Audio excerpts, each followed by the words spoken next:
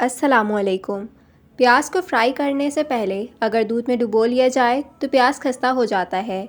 Cake में अंडों की बू दूर करने के लिए अगर उसके आमीज़े में एक बड़ा चम्मच शहद का डाल दिया जाए तो अंडों की बू नहीं आती। भिंडियों को खस्ता करने के लिए पकाते वक्त उसमें चंद कतरे लीमू का रस डाल दें या फिर एक चम्मच दही डाल दें।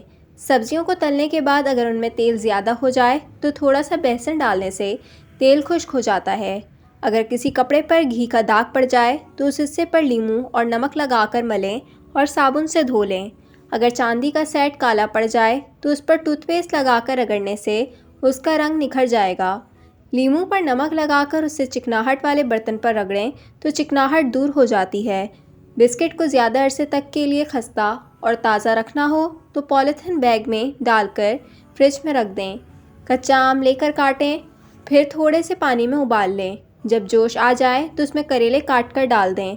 4-5 जोश दें और करेले निकाल लें। करेलों की कड़वाहट दूर हो जाएगी।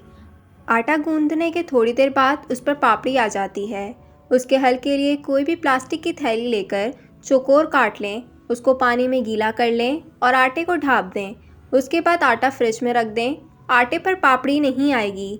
अगर सालन पतला हो गया है और आपके पास टमाटर या प्याज नहीं है तो भुनी हुई सूजी सालन में डाल दें।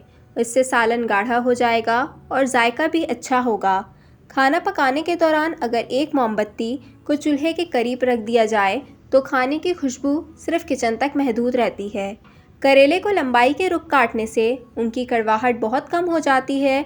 उन्हें लंबाई में काट कर नमक लगा के 1 घंटे के लिए रख दें, फिर धो लें।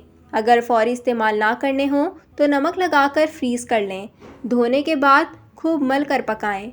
मछली की बू दूर करने के लिए उसको बगैर धोए नमक लगाकर 2 घंटा के लिए रख दें, फिर आटे से धोकर मसाला लगाएं। मछली की बू ख़त्म हो जाएगी।